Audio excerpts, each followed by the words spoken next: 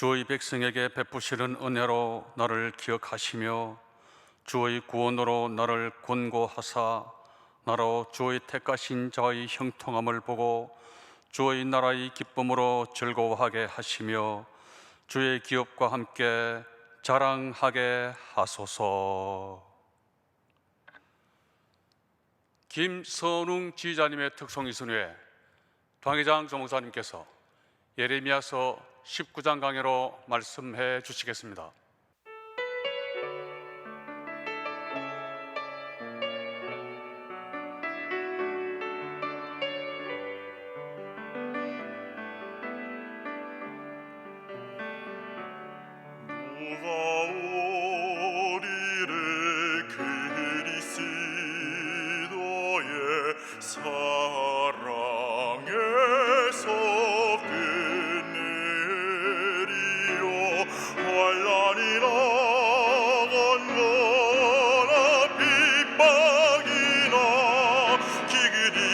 적신이나 위험이나 가리려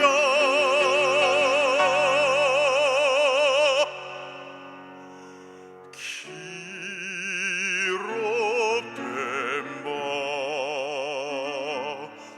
우리가 종이 주를 위하여 죽임을 함께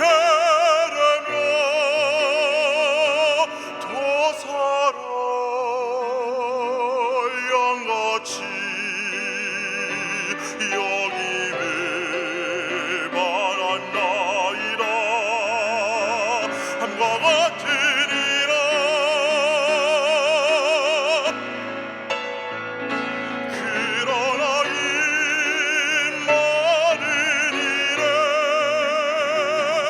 우리를 사랑하시는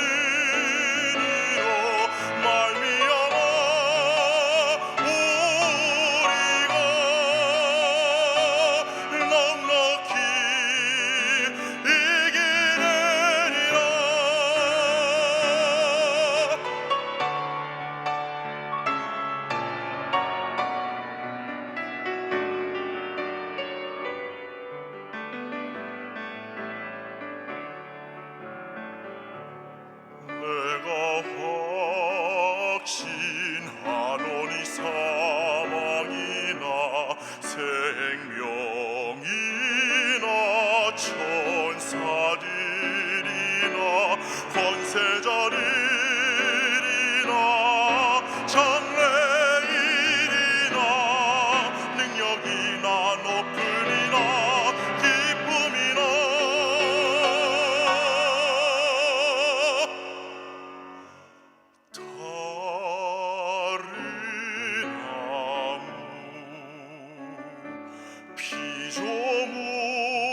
피조물이라도 우리를 우리 주 그리스도 예수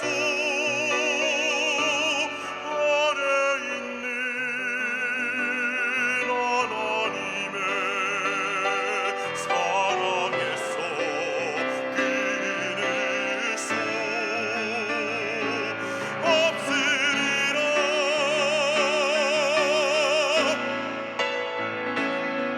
그러나 이 많은 일에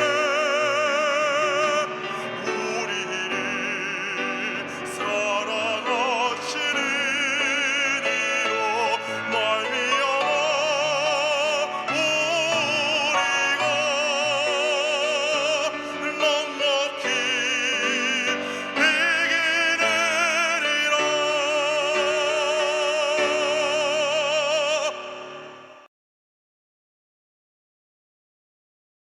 성령께서 우리 가운데 계십니다.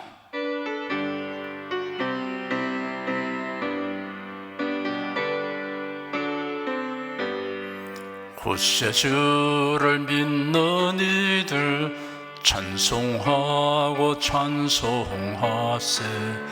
맘과 뜻과 힘 다하여 경배드리세. 은혜 진리 되신 예수 영원토록 변함없네. 성도들아 주를 믿어 길이 섬기세. 기도하겠습니다. 영원하시고 신실하신 하나님께 신령과 진정으로 예배드립니다. 우리 예배를 받아주시옵소서. 우리에게 지혜와 계시의 영을 주셔서 하나님의 말씀을 듣고 깨달아 믿음, 소망, 사랑에 더욱 풍성하게 하여 주시옵소서. 하나님의 권능과 섭리에 대하여 더 확실하고 자세한 지식을 얻게 되기를 원합니다. 우리에게 예배드리기를 즐거워하며 하나님 말씀 듣기를 갈망하는 마음을 갖게 하여 주니 감사합니다. 지금 우리가 예배하는 곳에 주 성령께서 임재하시고 우리 주 예수 그리스도의 대속의 은혜로 말미암는 치료의 은혜가 풍성하게 나타나게 하여 주시옵소서. 절박한 곤란에 직면한 성도가 있으면 그 마음의 간절한 호소를 들으시고 이 시간 긍정적인 변화와 해결을 얻게 하여 주시옵소서. 주 예수 그리스도 이름으로 기도드립니다. 아멘.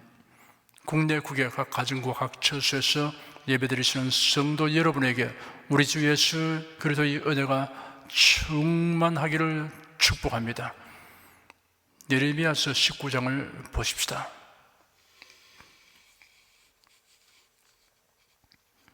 1절, 2절, 2절을 함께 읽겠습니다. 여호와께서 이같이 말씀하시되 가서 토기창의 오지병을 사고 백성의 어른들과 제사장의 어른 몇 사람을 데리고 하시드문 의의 곁에 있는 흰놈의 아들의 골짜기로 가서 거기서 내가 네게 이런 말을 선포하여. 하나님께서 예레미야에게 하나님의 주시는 심판의 메시지를 선포하도록 명령하시면서 준비하고 행동해야 할 세 가지를 말씀하셨습니다. 첫째, 토기창의 오지병을 사라고 하셨습니다. 오지병은 진흙으로 만든 그릇입니다. 둘째, 백성의 어른들과 제사장의 어른 몇 사람을 대동하라고 하셨습니다. 백성의 어른들은 백성을 이끄는 중간 지도자들입니다. 회중을 대표하며 백성들의 의견을 수렴하여 왕에게 전달하거나 반영시키는 역할을 하였습니다. 제사장의 어른들은 종교적인 일을 관장하였습니다. 이 두 그룹은 백성을 대표하는 지도자 그룹입니다. 셋째, 하시드문 의의 곁에 있는 흰놈의 아들의 골짜기로 가서 메시를 선포하라고 하셨습니다. 흰놈의 골짜기라고 번역된 히브리어는 개 흰놈입니다. 유다와 베냐민 사이의 경계를 정확히 나타내고 있는 예루살렘 남쪽의 깊은 계곡입니다. 흰놈의 아들 골짜기, 히브리어로 개 벤 흰놈으로도 불렀습니다.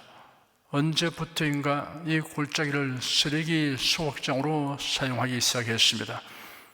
하시드문은 흰돔 골짜기 곁에 있는 예루살렘 성 남동쪽 모퉁이 근처에 있는 성문입니다.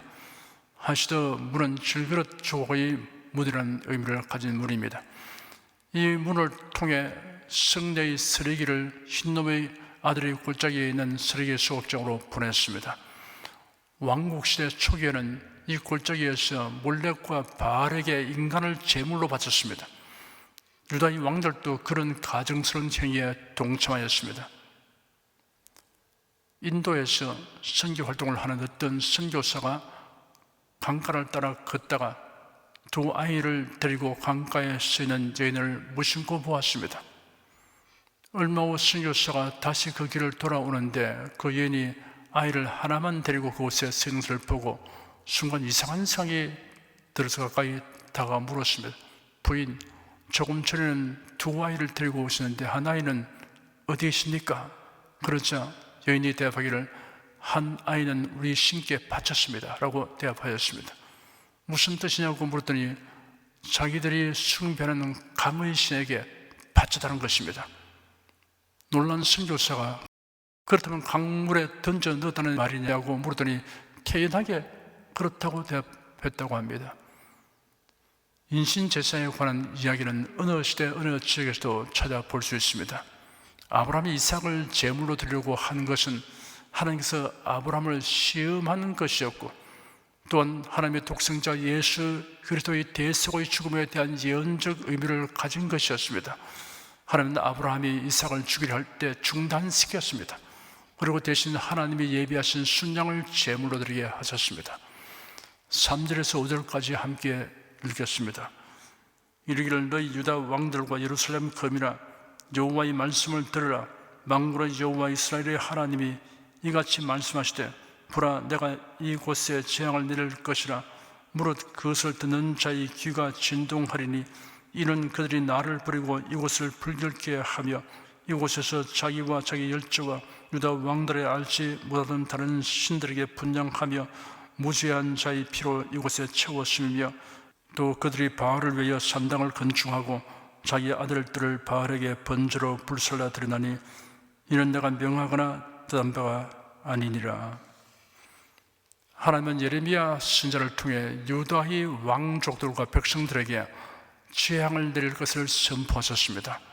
그 재앙에 대해 듣는 자가 두려움에 떨게 될 것이라고 하셨습니다. 그들이 하나님을 배반하는 것이 재앙의 원인이라고 지적하셨습니다. 우상을 숭배하여 산당을 건축하고 다른 신에게 분양하며 인신제사를 하였습니다. 그래야 하나님이 구별하신 거룩한 땅을 더럽혔다고 하였습니다.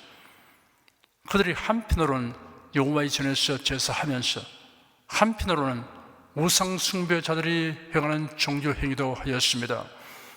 그들은 마치 이런 일을 하나님이 허용하시거나 묵과하시는 것처럼 하였습니다. 그러나 이런 일은 하나님의 뜻을 거슬러 행하는 것이며 하나님을 배반하는 행위라는 점을 명백히 말씀하셨습니다. 6절 한 절을 함께 읽겠습니다. 그러므로 나 여호와가 말하노라. 보라 다시는 이곳을 도벳이나 흰놈의 아들의 골짜기라 칭하지 아니하고 살육의 골짜기라 칭하는 날이 이를 것이라. 도벳은 흰놈 골짜기와 예루살렘 남쪽 기드론 골짜기가 서로 만나는 부근에 위치한 흰놈 골짜기의 한 장소입니다. 이러한 골짜기의 이름이 사륙의 골짜기라고 바뀌어 불리게 될 날이 이르게 된다고 하였습니다. 적군의 손에 죽임을 당하고 포위된 성중에서 식량이 떨어져서 시체를 먹는 처참한 징에 이르게 된다고 하였습니다. 히브리어로 게힌놈이 헬라어로는 게헨나입니다. 헬라 시대는 이 말이 불에 의한 최후의 심판을 의미하는 비유적 표현으로 사용되었습니다. 그리하여 신약성에는 게헨나를 불신자들을 위한 형벌의 장소인 지옥으로 번역하고 있습니다. 이 골짜기가 처음에는 게힌놈이라고 불리는 골짜기에 불과하였으나 사람들이 쓰레기를 버리고 불태우면서 쓰레기 소각장으로 불렸는데 후에는 여기서 아이를 인신제사로 불태우는 장소로 사용되었습니다. 예레미야 선지자는 이 골짜기의 이름이 사륙의 골짜기라고 바뀌어 불리게 될 날이 이르게 된다고 하였습니다. 그리고 신약성의 지옥을 의미하는 명칭이 되었습니다. 어떤 이름이 좋지 못한 의미로 사용되다가 점점 나쁜 의미가 첨가되면서 듣기에 거부하거나 악명 높은 이름으로 사용되는 경우들이 있습니다. 어떤 지역에 화장터가 있으면 그 지명에는 죽음과 화장이란 이미지가 부과되어 죽었다, 장사했다라는 말을 완곡한 표현으로 그분은 벌써 어디로 갔다라고 화장터 지명으로 말하는 경향이 생깁니다. 대체로 거주지와는 먼 곳에 그런 시설이 있지만 세월이 지나면서 도시화되는 과정에서 그 근처가 주거지가 되어버립니다. 이러니 그 지역 거주민들은 어디에 사시느냐라는 질문을 받는 경우 난감하게 됩니다. 결국 화장터나 공동묘지를 다른 곳으로 이전하고 그 지역이 개발되어 아파트 단지, 전시관, 공연장, 백화점 등이 들어서면 오래지 않아서 그 지명에 대한 이미지가 완전히 바뀌어지게 됩니다. 성경에는 당시의 이름보다 더 의미 깊은 이름으로 개명한 사례들이 있습니다. 아브라함은 아브라함으로 개명되었습니다. 아브라함은 그 아버지는 존귀하시다는 의미일 것으로 해석합니다. 하나님께서 아브라함으로 바꾸시는데 열국의 아버지, 무리의 아버지라는 뜻입니다. 아브라함의 아내 사레는 하나님께서 사라라고 개명하여 주셨습니다. 왕비, 여주인이라는 뜻이 있습니다. 야곱은 이스라엘로 불리게 되었습니다. 발꿈치를 잡다, 속여 넘기다 라는 뜻을 가진 야곱이라는 이름을 하나님의 사자가 이스라엘이라고 개명해 주었습니다. 하나님과 더불어 겨룬 자라는 뜻입니다. 베냐민은 그를 낳은 어머니 라헬이 난산 끝에 숨을 거두면서 베노니라고 불렀는데 아버지인 야곱이 즉시 베냐민이라고 바꾸어 불렀습니다. 베노니는 나의 슬픔의 아들이라는 의미고 베냐민은 오른손의 아들이라는 뜻입니다. 오른손은 대체로 의로움, 강한 힘을 상징합니다. 두려워 말라, 내가 너와 함께함이라. 놀라지 말라, 나는 내 하나님이 됨이니라. 내가 너를 굳세게 하리라. 참으로 너를 도와주리라. 참으로 나의 의로운 오른손으로 너를 붙들리라. 예수님의 제자들 중에 시므온은 하나님께서 들으시다라는 뜻의 히브리어 심온에서 유래되었습니다. 시몬은 헬라식 발음입니다. 예수께서 시몬에게 게바라는 아람어 이름을 더하셨습니다. 이 이름을 헬라어로 음력하면 케파스이고 번역하면 페트로스가 됩니다. 그 뜻이 바위, 반석입니다. 이를 우리말로는 베드로라고 발음하고 있습니다. 바울은 복음 전도자가 되기 전에는 사울이라고 불려졌습니다. 당시 유대인들, 특히 그리스도인이 된 사람은 두 개의 이름을 가집니다. 하나는 태어날 때 지은 히브리식 이름이고 다른 하나는 그리스도인들 사이에서 부른 이름입니다. 그러므로 바울의 가족과 지인들은 그를 사울이라고 불렀고 다른 사람들은 바울이라고 불렀습니다. 사울은 여호와께 간구하다라는 의미입니다. 바울은 작은 자라는 뜻입니다. 성경에 등장하는 인물들 중에 이름의 의미는 좋은데 신앙과 행실은 그 이름과 상반된 자들이 있습니다. 이름이 그 사람의 삶에 미치는 영향이 있지만 다른 사람에게 어떤 영향을 끼치며 사느냐 하는 것이 그 사람의 이름을 존귀하게 하기도 하고 악명 높게 하기도 합니다. 예수 그리스도를 믿는 사람은 호득성의 이름 위에 하나님이 주신 칭호가 많이 있습니다. 이 칭호는 그리스도 안에서 공유하는 신분을 표시하는 것입니다. 그리스도인, 성도, 의인, 하나님의 자녀, 천국 시민이라는 칭호에 내포된 의미는 지극히 귀하고 영광스러우며 보배롭습니다. 이러한 칭호에 걸맞게 생각하고 말하며 행동해야 하는 것은 복된 의무이며 또한 특권입니다. 초대 기독교인들은 심한 박해 속에 있었습니다. 세상 사람들이 기독교인들에 대하여 아주 나쁜 소문을 퍼뜨렸습니다. 심지어 바퀴벌레라고 부르고 성찬의식을 왜곡 선전하기를 죽은 사람의 피를 나누어 마시는 자들이라고 악평했습니다.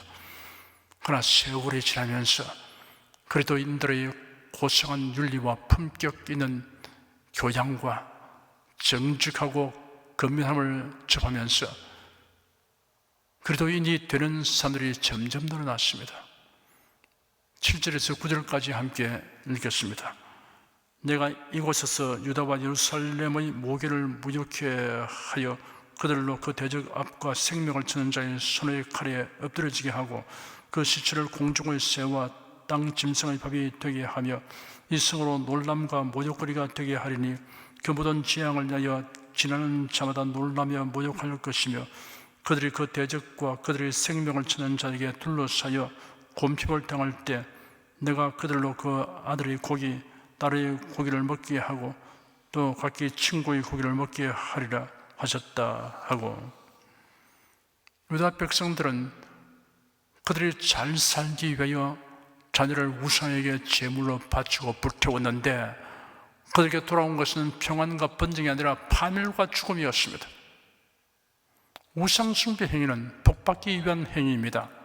그런데 실은 하나님의 진노를 사게 됩니다. 착한 마음과 정성과 열정만으로는 안 됩니다. 올바른 지식이 있어야 합니다. 해와 달과 별을 숭배하는 행위는 창조주에 대한 무지에서 비롯됩니다.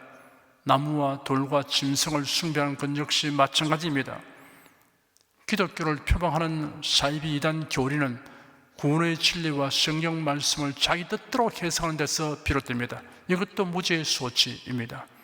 10절에서 13절까지 함께 읽겠습니다.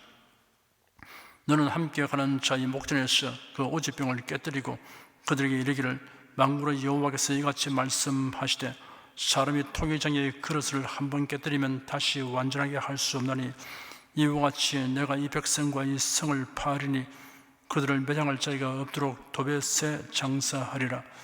나 여호와가 말하노라. 내가 이곳과 거중 거민에게 이같이 하여 이 성으로 도벳 같게 할 것이라.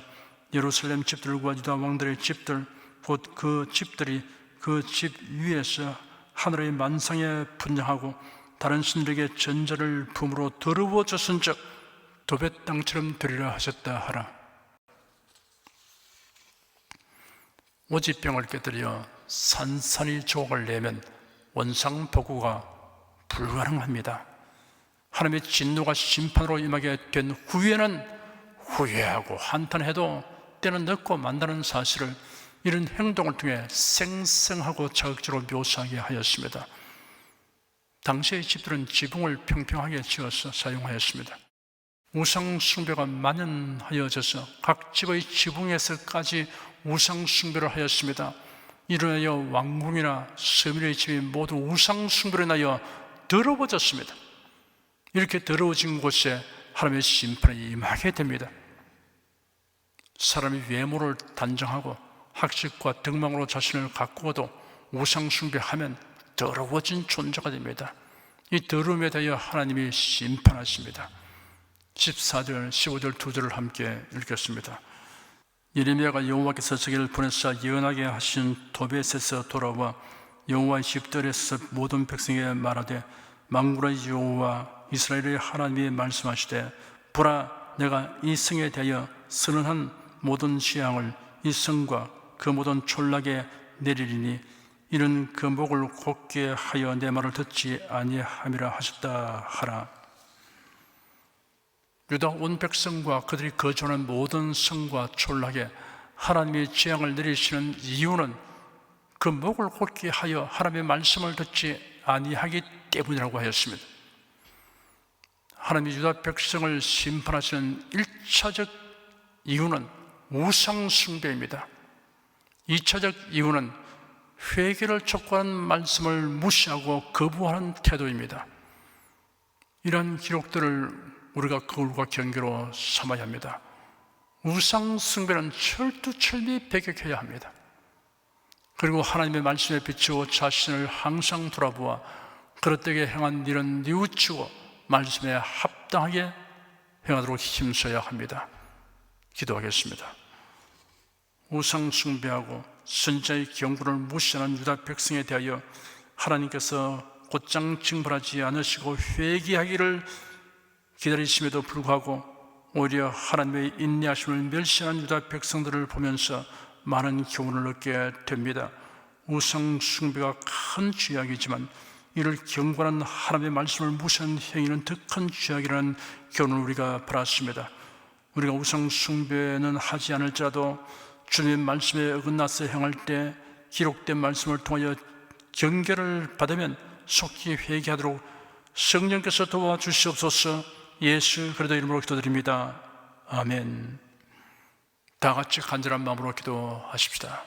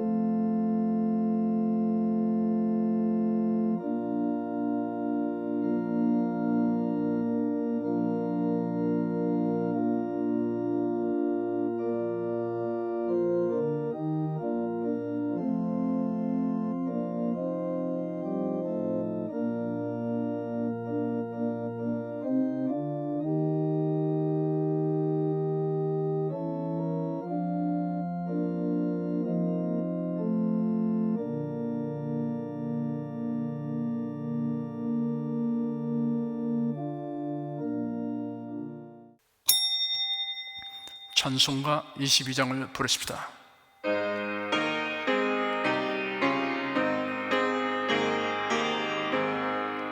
다 함께 주를 경배하세. 주 같은 이가 어디 있을까. 주 앞에 찬양을 드리니 주 성령이여 나를 도우사.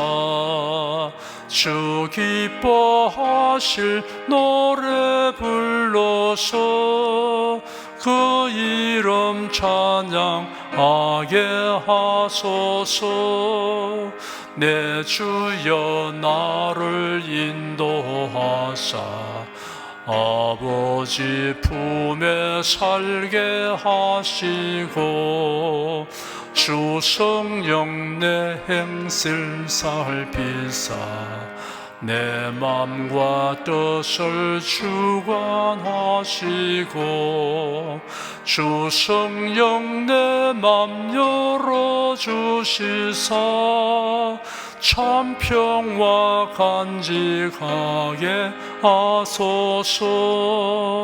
주 성령 나를 감화하사 새 노래 나의 맘에 솟으니 참되고 간절한 기도로 주님께 영광 돌려보내고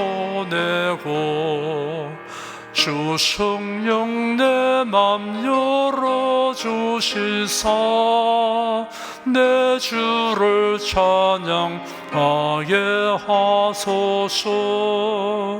말할 수 없는 탄식으로 나 위에 진이 간구하시는 주 성령 날 항상 돕나니 이 천한 몸은 주의 것이며 주님의 기업이 올자임을 나 밝히 알게 하여 주소서.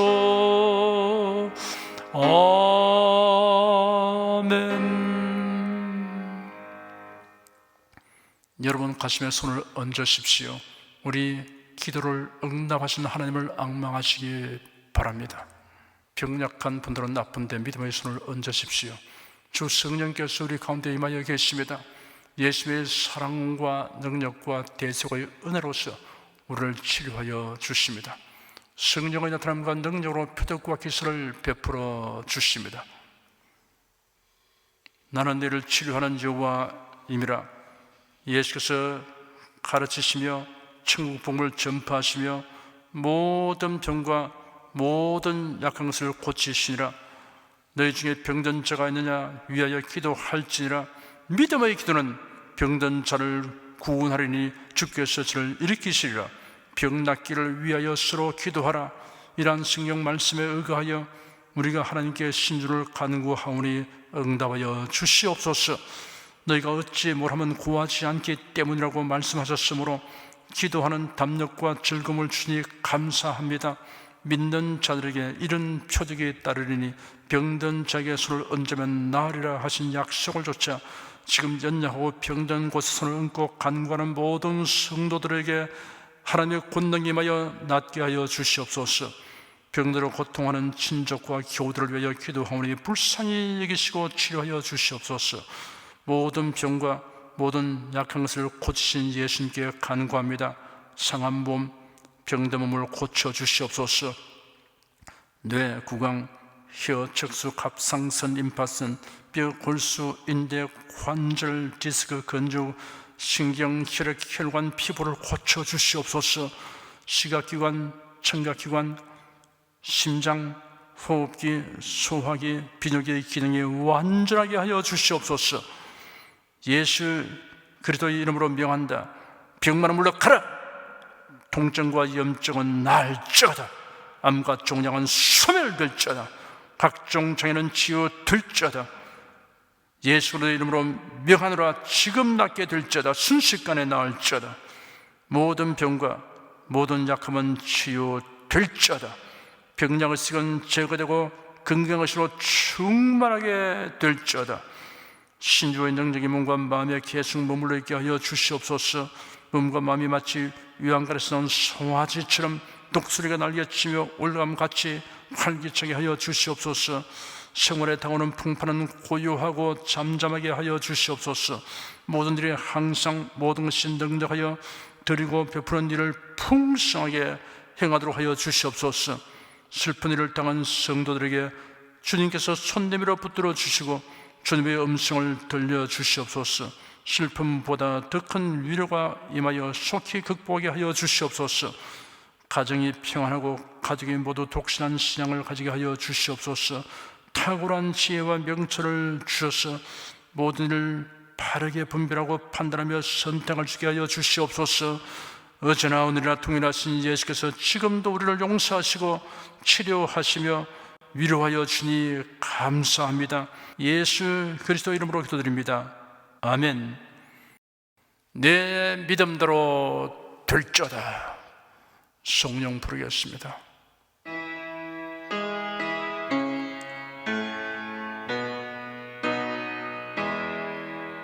성부 성자 성령께 찬송과 영광 돌려보내세. 태초로 지금까지 또 영원 무궁토록 성삼위께 영광 영광. 아멘. 우리 주 예수 그리스도의 은혜와 하나님 아버지의 사랑과 성령의 교통하심이 은혜와 진리 가운데 살아가는 모든 성도들 위해 임하시옵기를 축원합니다. 아멘.